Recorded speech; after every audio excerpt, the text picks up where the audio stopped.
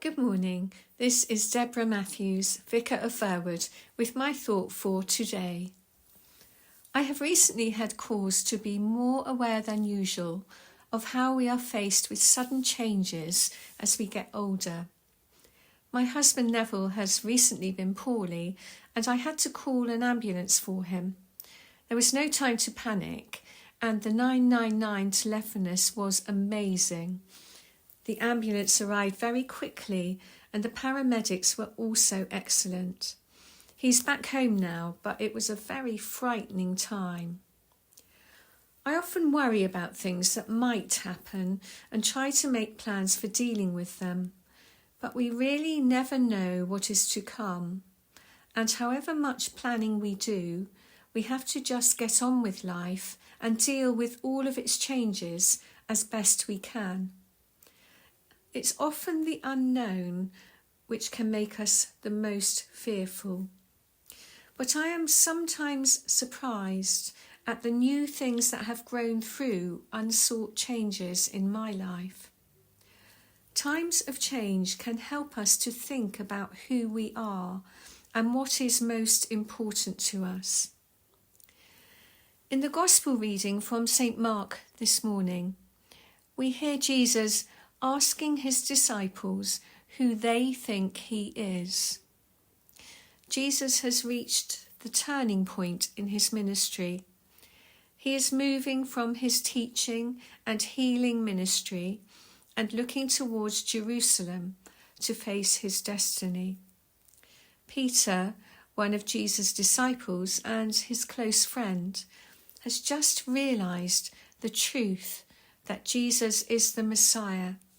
And for a moment, Peter is delighted.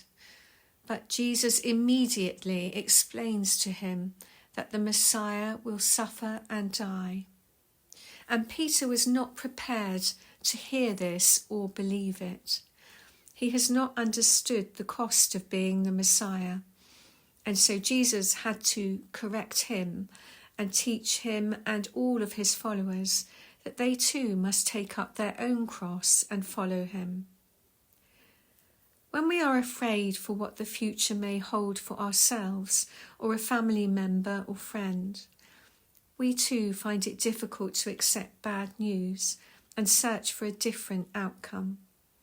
We may feel comforted when people attempt to reassure us, but ultimately we have to face the reality of the situation. So when Jesus told Peter what was to come and what it meant to be the Messiah, Peter's response of disbelief is not unexpected. But Jesus said to him, "Set your mind on the things of God, not on human fears and failings." Jesus couldn't be distracted. He had to be prepared for what was to come. So he told Peter not to tempt him to an easier way.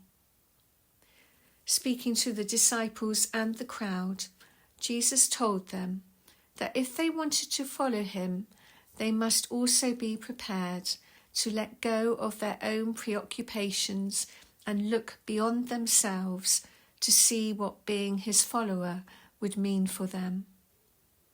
And there are times for us when we will have to let go of the life we have planned so that we can be free to follow Jesus and welcome a new plan, not necessarily of our own making. As a child, when I had carefully planned some scheme to get my own way, I remember my mummy quoting from the Robert Burns poem, "The best laid plans of mice and men." And that was when she was explaining to me that my plan, however carefully I put it together, wasn't going to work. Well, that line in the Robert Burns poem explains that no matter how well you prepare and plan for something, there is no guarantee that the plan will succeed or even happen, because circumstances always change. However, the older I get, the more I think I need a plan that promises the best results. And it's probably negligent not to have any plan at all, But I find that more time is taken up with focusing upon how we can cope with different circumstances which may or may not even happen. Peter couldn't understand how the cross could have been part of God's plan for the Messiah. For Jesus, the cross was to become the new beginning, the sacrifice that led to new life. And he told his disciples that those who want to save their life will lose it, and those who lose their life for his sake and for the sake of the gospel will save it. In the process of letting go of those things which burden us for the sake of Jesus and the gospel, we discover our real life and our true identity. It may look easier for us to follow Jesus in the way that fits in with our own plans, but the way of life in Christ cannot be determined by our own plans, but by what leads us in the way of discipleship to be the person that we are created to be. God bless you. May you have a good week, and may there not be too many worries.